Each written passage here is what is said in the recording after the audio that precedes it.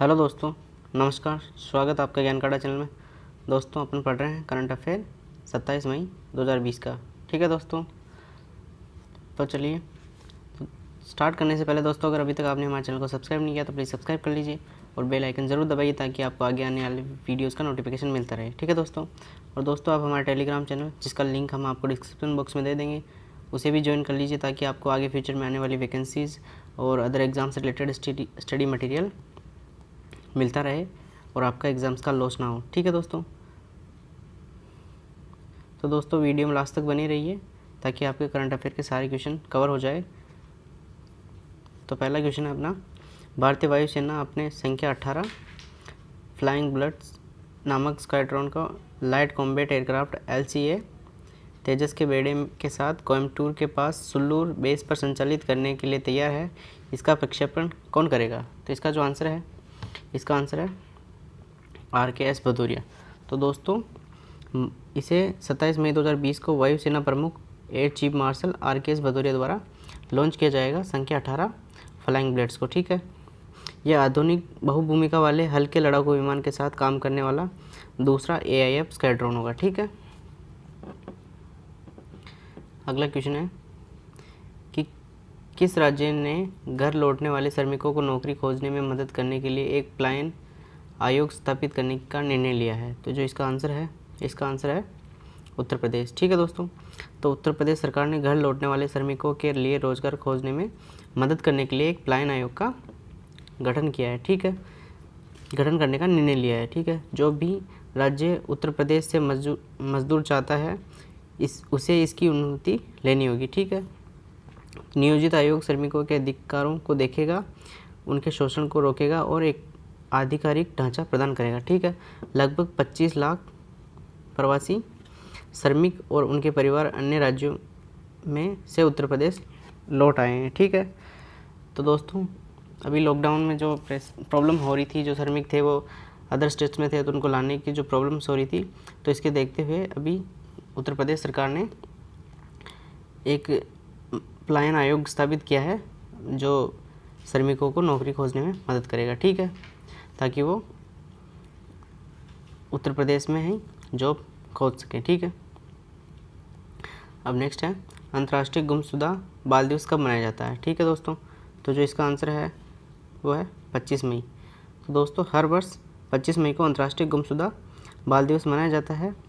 यह दिवस दुनिया भर में उन बच्चों को याद करने के लिए मनाया जाता है जो लापता है और जो मतलब गुमशुदा है, जिनको जो पाए गए हैं कहीं पे। ठीक है, तो उनके लिए दिन मनाया जाता है। अमेरिका में 1983 में गुमशुदा बाल दिवस शुरू हुआ था। ठीक है, 25 मई 1989 में को न्यूयॉर्क शहर से 6 वर्षीय इतन पार्ट्स के लापता होने के बाद तारीख को चुना गया था। ठीक है, तो जो एक इतने पार्ट्स नाम का जो शख्स है उसके गायब होने के बाद इस डेट को चुना गया था। ठीक है, अगला है, मई 2020 में किस राज्य ने खेलों को उद्योग का दर्जा दिया है? तो इसका जो आंसर है वह है मिजोरम। ठीक है दोस्तों, तो मिजोरम ने खेलों को उद्योग का दर्जा दिया है।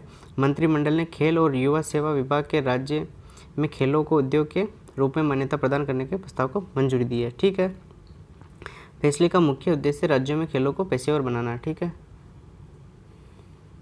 अगला क्वेश्चन है, एशली कूपर का मई 2020 में निधन हो गया है। उन्होंने कितने ग्रैंड स्लैम एकल खिताब जीते हैं? तो जो इसका आंसर है वह है 4। ठीक है दोस्तों, जो एशली कूपर हैं उन्होंने 4 ग्रैंड स्लैम एकल खिताब जीतने वाले 1958 में ऑस्ट्रेलियाई विंबलडन और अमेरिकी चैंपियनशिप सहित इन्होंने 4 ग्रैंड स्लैम एकल खिताब जीते हैं। ठीक है, तो इनका निधन हो गया है। उन्होंने 1957 में खिताब बरकरार रखने के लिए संयुक्त राज्य अमेरिका पर जीत हासिल करने के लिए ऑस्ट्रेलिया की डेविस कप टीम का नेतृत्व किया था। ठीक है, तो इन्होंने ऑस्ट्रेलिया की डेविस कप टीम का नेतृत्व भी किया था। ठीक है, अगला क्वेश्चन है, मई 2020 में किस राज्य ने अगले 3 महीनों में अपनी सभी 16 उपमंडलीय अस्पतालों में ऑक्सीजन की आपूर्ति के लिए मेडिकल गैस पाइपलाइन सिस्टम स्थापित करने का निर्णय लिया है। तो जो इसका आंसर है बिहार। ठीक है दोस्तों, तो बिहार ने अगले 3 महीनों में अपने सभी 16 उपमंडलीय अस्पतालों में ऑक्सीजन की आपूर्ति करने के लिए मेडिकल गैस पाइपलाइन सिस्टम स्थापित करने का निर्णय लिया है। ठीक है, राज्य सरकार ने अपनी सभी जिला अस्पतालों के लिए केरल जैसे वॉक इन कियोस्क की खरीद के अलावा अगले 2 वर्षों के लिए दवा की आपूर्ति के लिए एक आदेश देने के लिए भी तैयार है, जिसमें हाइड्रोक्सीक्लोरोक्वीन की 3.5 मिलियन स्ट्रिप्स शामिल है। ठीक है, अगला है कि मई 2020 में प्रतिष्ठित inventor of the year award किसे मिला है। तो जो इसका आंसर है वो है राजीव जोशी। तो दोस्तों भारतीय अमेरिकी आविष्कारक राजीव जोशी ने प्रतिष्ठित इन्वेंटर ऑफ द ईयर पुरस्कार जीता है। ठीक है, उन्हें इलेक्ट्रॉनिक उद्योग को आगे बढ़ाने और कृत्रिम बुद्धिमत्ता मतलब आर्टिफिशियल इंटेलिजेंस, ठीक है, जिसे शॉर्ट में बोलते हैं AI, क्षमताओं के बेहतर बनाने के लिए अग्रणी कार्य की मान्यता प्रदान की गई है। ठीक है, जो डॉक्टर जोशी है उनको अमेरिका में 250 से अधिक मतलब 250 से अधिक पेटेंट आविष्कार के साथ एक मास्टर आविष्कारक का दर्जा दिया गया है। न्यूयॉर्क में IBM Thomson Watson research centre में काम करते हैं। ठीक है, तो ये न्यूयॉर्क में IBM Thomson Watson research centre में काम करते हैं। ठीक है, अगला है कि निम्न में से किसने आगे बढ़ने के रूप में मिश्रित शिक्षा का सुझाव देने वाला एक पेपर लिखा है। तो जो इसका आंसर है वो है IIM रोहतक। तो दोस्तों Indian institute of management IIM Rohtak ने आगे बढ़ने के रूप में मिश्रित शिक्षा को सुझाव देने वाला एक पेपर लिखा है। पेपर ने ऑफलाइन और ऑनलाइन सीखने के मिश्रण की सिफारिश करते हुए एक मैथमेटिकल मॉडल तैयार किया है। ठीक है, मॉडल के अनुसार सोशल डिस्टेंसिंग नॉर्म्स का पालन करते हुए एक स्कूल 3 शिफ्टों में संचालित हो सकता है, सुबह 7 से 11 और दूसरा है दोपहर 11:30 से 3:30 तक। ठीक है, और जो तीसरा है वो है 4 से 7:30 तक। अगला है क्वेश्चन कि मई 2020 में भारतीय विवाद समाधान केंद्र IRDC का उद्घाटन किसने किया। तो जो इसका आंसर है वो है जस्टिस AK सिकरी। ठीक है, तो सुप्रीम कोर्ट के पूर्व न्यायाधीश जस्टिस AK सिकरी ने भारतीय विवाद समाधान केंद्र IDRC का उद्घाटन किया है। ठीक है, ये एक पेपरलेस विवाद समाधान जो इन्वायरमेंट प्रदान करेगा। केंद्र अपने ई-मध्यस्थता और ई-सुलह सॉफ्टवेयर पोर्टल के माध्यम से ऑफलाइन और साथ ही ई-वैकल्पिक विवाद समाधान ADR सुविधा प्रदान करेगा। ठीक है, अगला है कौन सा राज्य 1100 दुर्लभ पौधों को विलुप्त होने से बचाने के लिए अपने संरक्षण प्रयासों को उजागर करने वाली एक अनूठी रिपोर्ट जारी करने वाला पहला राज्य बन गया है। तो जो इसका आंसर है दोस्तों वह है उत्तराखंड। तो दोस्तों उत्तराखंड 1100 दुर्लभ पौधों को विलुप्त होने से बचाने के लिए संरक्षण प्रयासों को उजागर करने वाली एक अनूठी रिपोर्ट जारी करने वाला पहला राज्य बन गया है। ठीक है, तो मुखबिर वन सेवा अधिकारी संजीव चतुर्वेदी, ठीक है, इनका नाम है संजीव चतुर्वेदी, ठीक है, द्वारा निष्पादित इस संरक्षण कार्यक्रम में अश्वगंधा, ठीक है, गिलोय, कालमेघ और चित्रक जैसी जड़ी बूटियाँ शामिल है। ठीक है, अगला है भारतीय सैन्य प्रशिक्षण दल की मदद से भारतीय संघ ने ब्रेकिट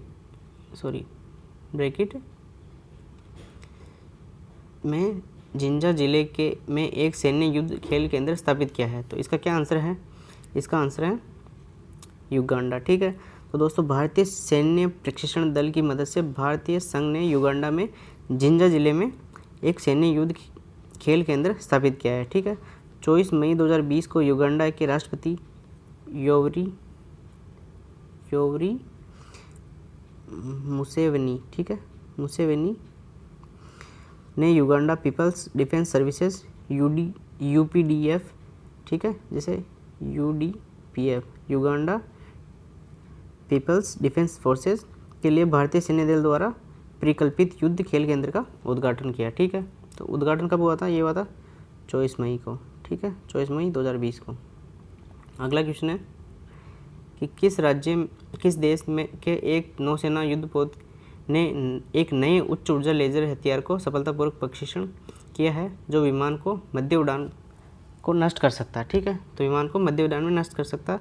तो ये किसने किया था, ये किया था अमेरिका ने। ठीक है दोस्तों, तो अमेरिकी नौसेना के प्रशांत बेड़े के घोषणा अनुसार एक युद्धपोत ने एक नए उच्च ऊर्जा लेज़र हथियार का परीक्षण किया है जो विमान को मध्य उड़ान में नष्ट कर सकता है। ठीक है, अमेरिकी नौसेना 1960 से के बाद से लेज़रों को शामिल करने के लिए निर्देशित ऊर्जा हथियार जैसे DEW विकसित कर रही है। ठीक है, DEW वे विद्युत चुंबकीय प्रणालियाँ हैं जो रासायनिक मतलब केमिकल और इलेक्ट्रिकल ऊर्जा एनर्जी को मतलब विकिरणित करती है। ठीक है, विकिरणित ऊर्जा में मतलब लेज़र एनर्जी में परिवर्तित करने और एक लक्ष्य पर ध्यान केंद्रित करने में सक्षम करती है। ठीक है, तो जो एक टारगेट होता है उस पर फोकस करके अटैक करने में सक्षम है। ठीक है, अगला है निम्न में से किसने एक AI आधारित उपस्थिति अनुप्रयोग AINA जिसे एना विकसित किया है। ठीक है, तो जो इसका आंसर है वो है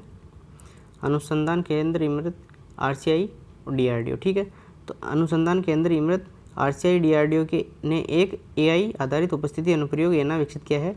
यह व्यक्ति के चेहरे की विशेषताओं का उपयोग करके गैर संपर्क आधारित कर्मियों के सत्यापन की अनुमति देता है। ठीक है, तो एना को RFID रीडरों के साथ पुरानी उपस्थिति बुनियादी ढांचे में न्यूनतम अपग्रेडेशन के साथ तैनात किया जा सकता है। ठीक है, यह सामान्य डेस्कटॉप कंप्यूटर पर GPU आधारित प्रदर्शन एडाप्टर के साथ स्थापित किया जा सकता है। ठीक है दोस्तों, तो ये उससे जुड़ी कुछ जानकारी थी। अब अगला क्वेश्चन है, मई 2020 में botanical survey of India BSI के वैज्ञानिकों की एक टीम ने केरल और तमिलनाडु में पश्चिमी घाट के दक्षिणी छोर से कितनी नई पौधों की प्रजातियों की खोज करने की सूचना दी है। तो जो इसका आंसर है वह है 3। तो दोस्तों बॉटनिकल सर्वे ऑफ इंडिया के अनुसार केरल और तमिलनाडु में पश्चिमी घाट के दक्षिणी छोर से 3 नई पौधों की प्रजातियों की खोज की सूचना दी है। 3 नई प्रजातियाँ यूजेनिया फेरोकार्पा, गोनी ओथालमस सीरस और मेमे साइलोन नॉर्वेसम है। ठीक है, तो ये 3 नाम हैं इनके। ठीक है, तो है एक है यूजेनिया फेरोकार्पा। ठीक है, और जो दूसरा है वह है गोनी ओथा लमस। ठीक है, गोथियोना लमस सीरीज। ठीक है, और जो तीसरा है वह है मेमे साइलोन। ठीक है, ये 3 नाम हैं और ये है नर्वोसम। ठीक है, ये जो 3 नाम हैं इन पौधों की खोज की जानकारी दी गई। ठीक है, तो इसकी खोज हाल ही में BSI वैज्ञानिक KA सुजान। ठीक है, सुजान ने दी है ये जानकारी। ठीक है, अगला क्वेश्चन विश्व थायराइड दिवस कब मनाया जाता है। तो ये दोस्तों मनाया जाता है 25 मई को। ठीक है दोस्तों, तो हर साल 25 मई को विश्व थायराइड दिवस मनाया जाता है।